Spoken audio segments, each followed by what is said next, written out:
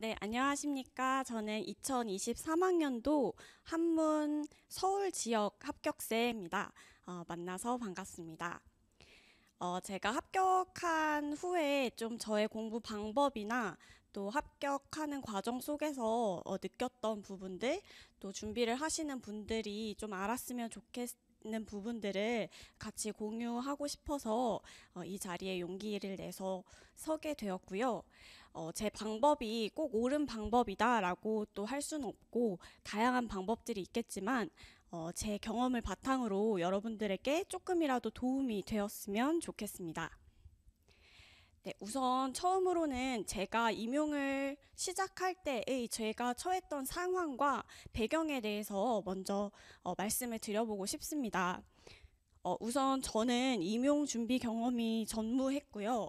기간제 경험이라던가 뭐 시간 강사와 같이 임용과 조금 관련이 된 아무런 경험이 없는 상태였습니다.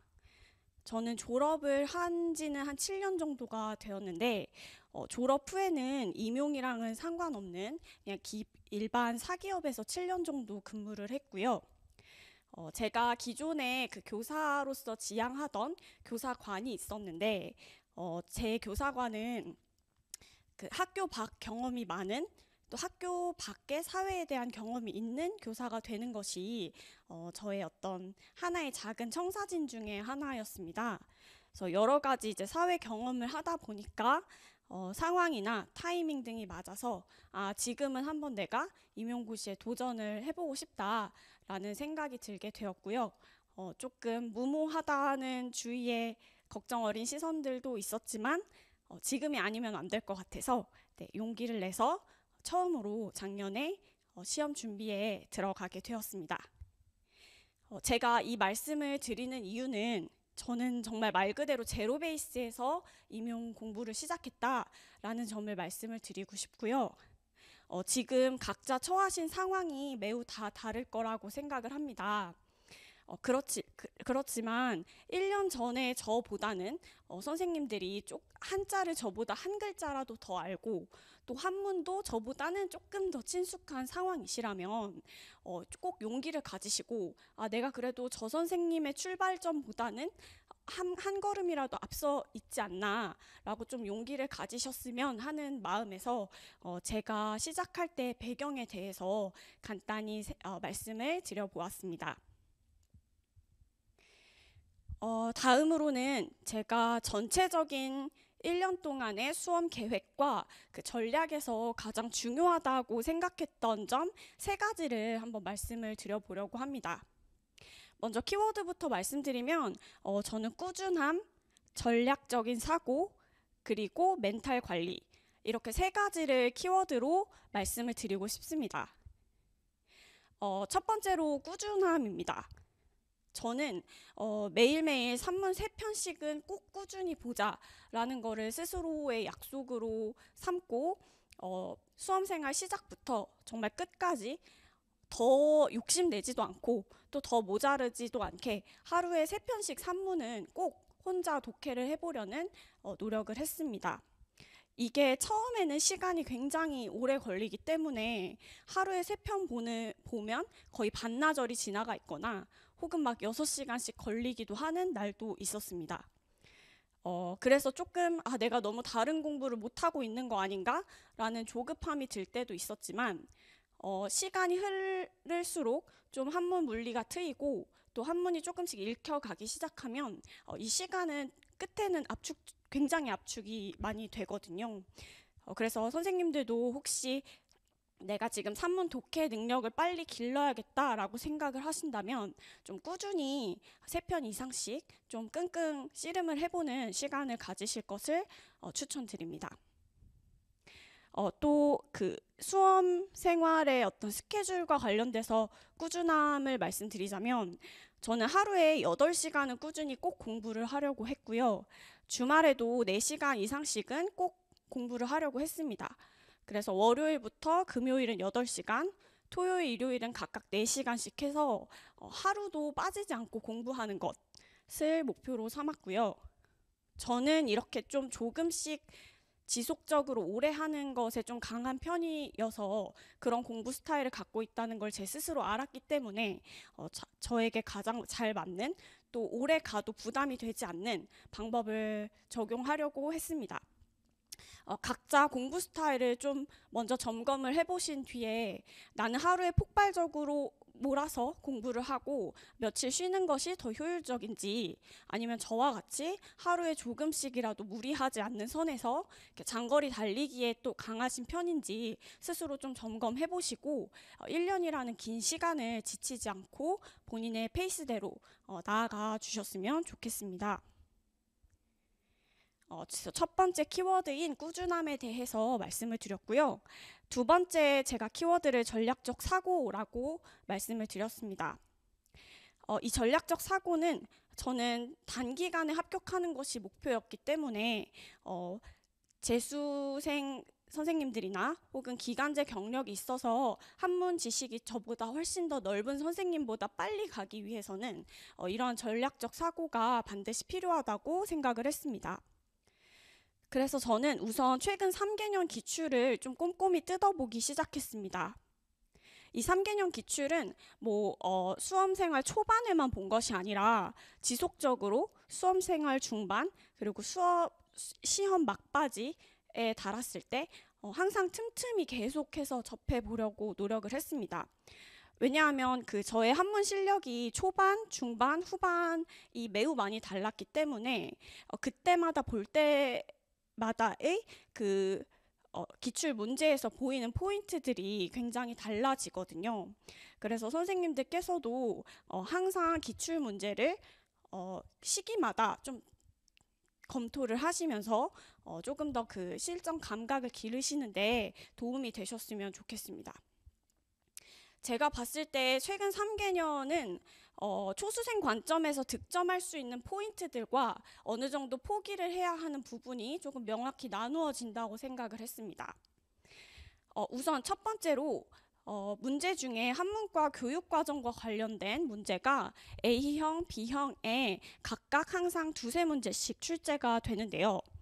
저는 시험 범위가 명확하게 밝혀지지 않은 시험이기 때문에 저희가 알 수 있는 범위만큼 안에서는 득점을 반드시 해야 한다고 생각했습니다. 그래서 한문과 교육과정과 관련된 문제는 절대 틀리지 않겠다라는 마음가짐으로 공부를 했고요. 두 번째로 저희가 알 수 있는 범위는 바로 경서 부분입니다. 논어와 맹자가 되겠는데요. 논어와 맹자도 양은 방대하지만 그래도 저희가 알 수 있는 시험 범위 중에 하나입니다. 그래서 논어와 맹자 문제는 반드시 틀리지 않겠다라는 전략을 세워서 공부를 했습니다. 또 나머지로는 간단한 성어 쓰기 문제라던가 단답형의 문제들 같은 경우에는 절대 틀리지 않아야 초수생으로서의 조금 강점이 될 수 있다라고 생각을 해서 오랫동안 공부하시거나 한문 지식이 아주 많으신 분들이 자칫하면 놓치기 쉬운 아주 쉬운 그런 난이도의 문제는 반드시 맞아야 한다라는 생각으로 초수생의 관점에서 최대한 효율적인 공부를 하려고 항상 노력을 했던 것 같습니다. 지금까지 그래서 저의 꾸준함이란 키워드와 전략적 사고라는 두 가지 키워드 말씀드렸고요. 마지막으로는 멘탈 관리입니다. 저는 이 수험 생활을 결심하면서부터 제 멘탈이 수도 없이 많이 부서질 것이라고 미리 예측을 했습니다. 그래서 불안을 관리하는 것도 이 수험 생활의 하나의 중요한 과목이다라고 미리 생각을 하고 항상 멘탈을 잘 관리하려고 노력을 했던 것 같습니다. 제가 조금 효율적이라고 생각했던, 효과적이라고 생각했던 방법 중에 하나는 가끔 이렇게 공부가 잘 안 되거나 하는 날 1년 동안의 그 커리큘럼이나 그 일정을 보고 내 멘탈이 언제 어떻게 깨질 것인가를 미리 상상해 보는 것입니다. 예를 들면 가티오가 나오기 전날 굉장히 불안함에 시달리겠죠. 그 불안함에 시달리고 있는 저를 미리 상상을 해보는 것입니다. 미리 상상을 해보면 근데 나만 불안하겠어? 내가 미리 알 수 있는 것도 아닌데 불안한 게 나한테 도움이 되나? 라는 생각이 또 그 다음으로 들기 시작하거든요. 그러면 저는 그 막상 정말 가티오가 나오기 전날 밤이 되었을 때 미리 생각해 놓은 저만의 어떤 방식이 있었기 때문에 아, 당연히 불안한 게 당연하지. 근데 불안한 거 나한테 지금 도움 별로 안 돼. 라고 하면서 좀 마음을 추스릴 수 있었던 그런 방법 중에 하나였던 것 같습니다. 그래서 가티오 발표 날, 그리고 실제 티오 발표 날, 그리고 지역을 선택해서 원서를 접수할 때, 그리고 1차 시험, 2차 시험 이렇게 중요한 고비들마다 좀 미리 내가 어떤 부분에서 불안해할 수 있는지 좀 생각해 보고 대응하는 것도 불안을 관리하는 좋은 방법이 될 것 같습니다. 네, 그래서 제가 생각한 세 가지 꾸준함, 전략적 사고, 또 멘탈 관리 이 세 가지 키워드에 대해서 말씀을 드렸고요. 다음으로는 제 시기별 공부 방법을 좀 간략하게 말씀을 드려보도록 하겠습니다. 세세하게 말을 하자면 좀 끝도 없을 것 같아서 그냥 제가 생각했을 때 가장 주요하다고 생각하는 부분들 위주로 간략하게 말씀을 드려보겠습니다. 우선 저는 앞서 말씀드렸다시피 이 임용 시험에 대한 전혀 아무런 감각이 없었고 또 한문을 보지 않은 지가 거의 7년이 넘었기 때문에 정말 기초가 전혀 다져 있지 않은 상태였습니다. 그래서 저는 네이버 한자 사전에 들어가서 그 중고등용 한자 1800자부터 암기하는 것을 시작으로 삼았습니다.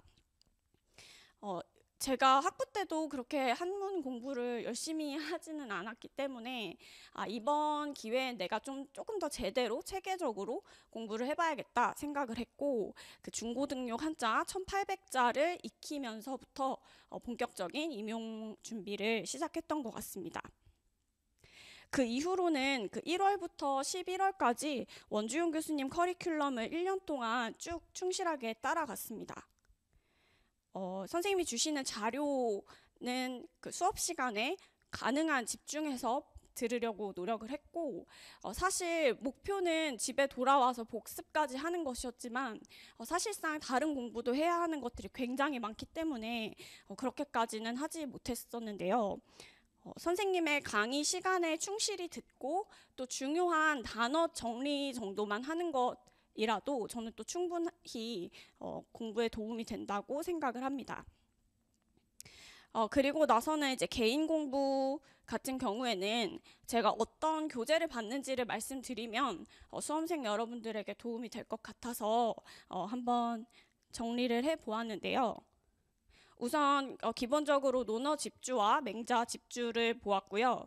또 원주용 교수님 저서인 고려시대 산문 읽기, 조선시대 산문 읽기, 조선의 산문을 읽다 이 세 가지 책을 산문의 베이스 교재로 삼았습니다.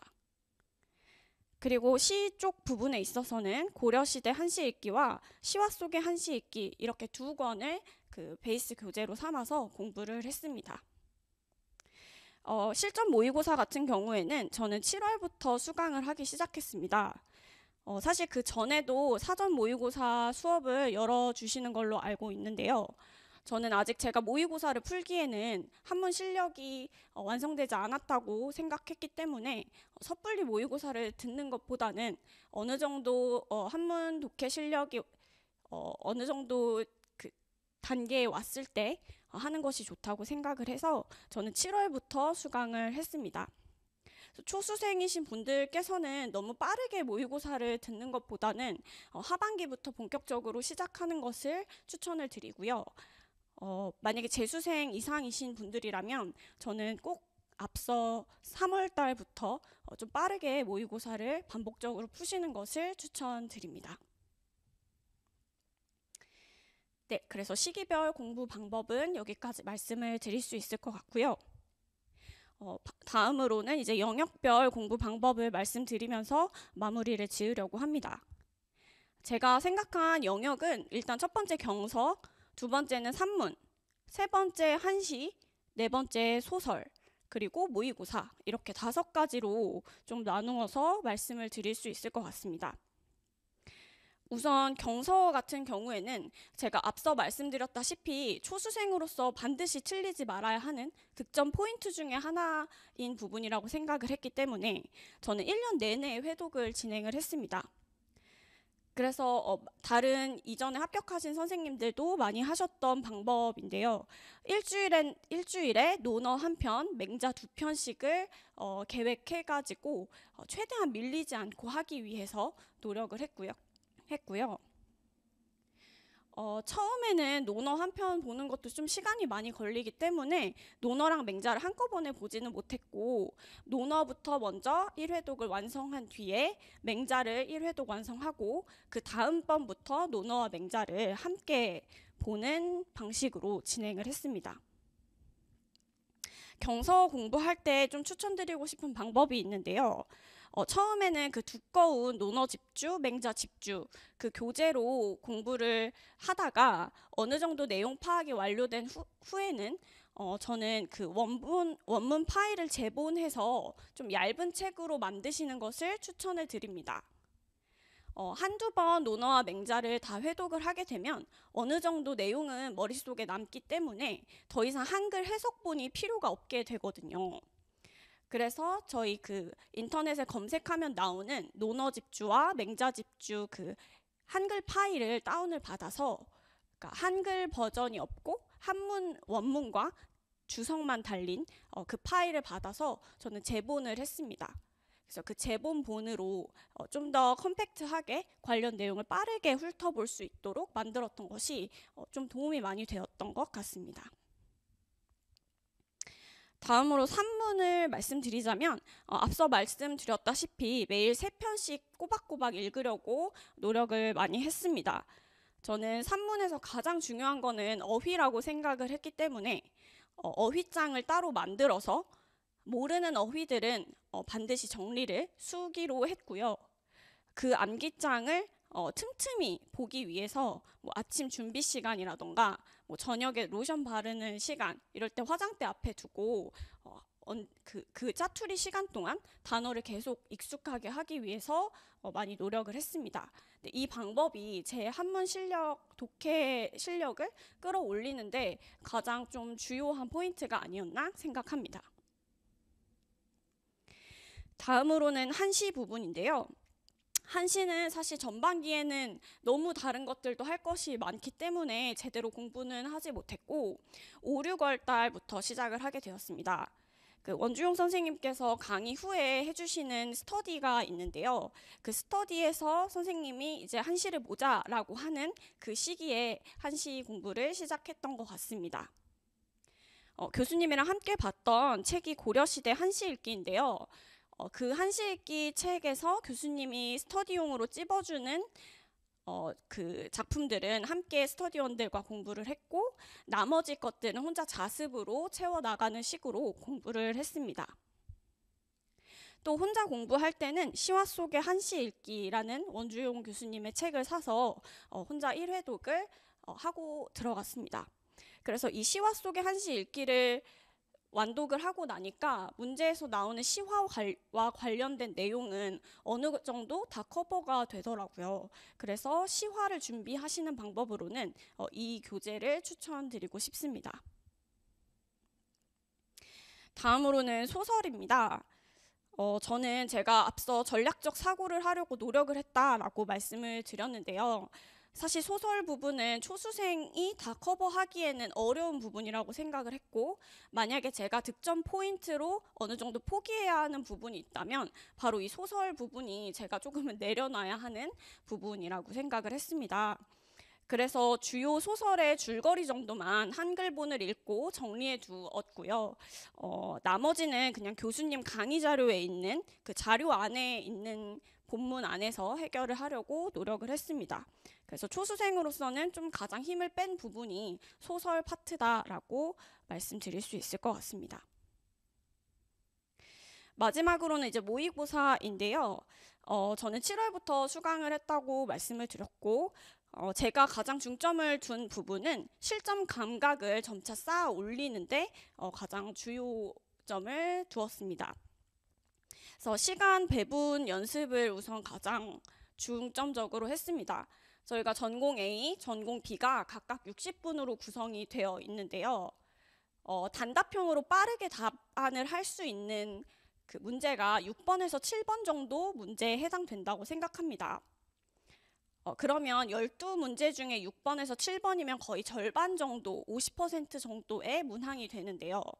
저는 이것은 무조건 30분 안에 모두 다 푼다라는 것을 목표로 모의고사 시간에도 항상 그 시간 안에 풀기 위해 많이 노력을 했고요.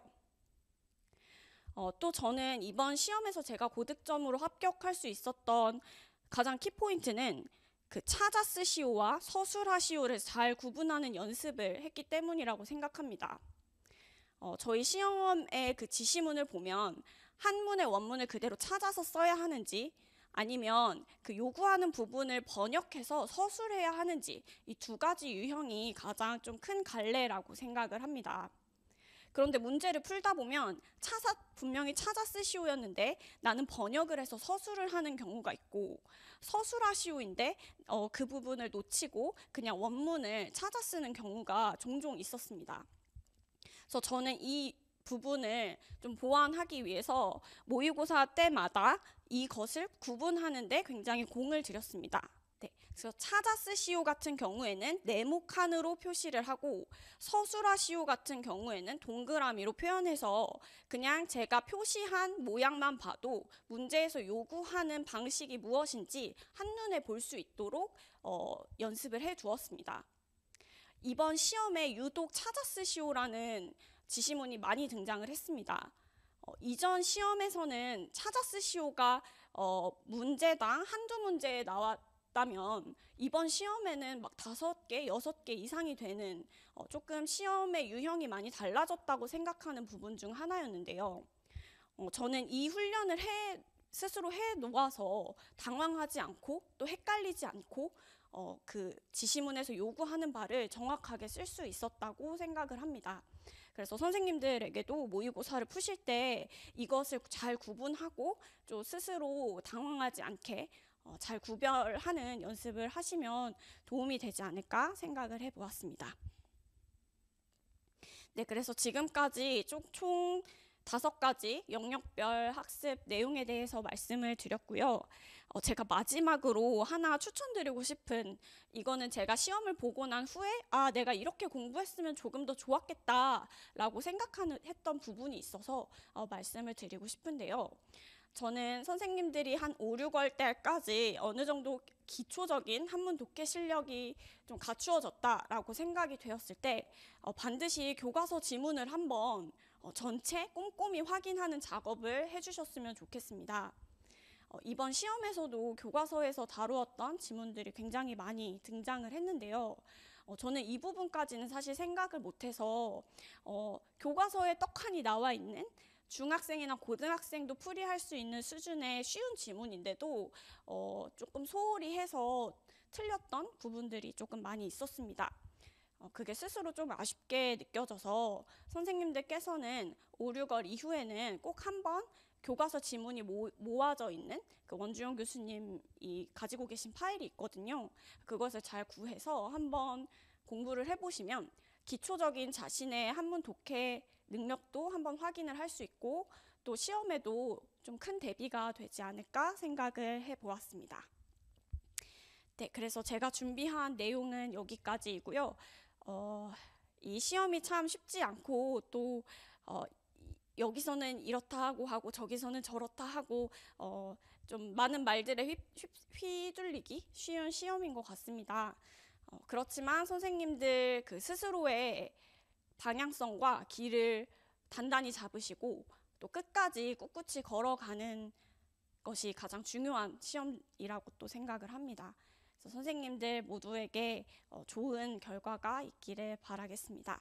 네, 감사합니다.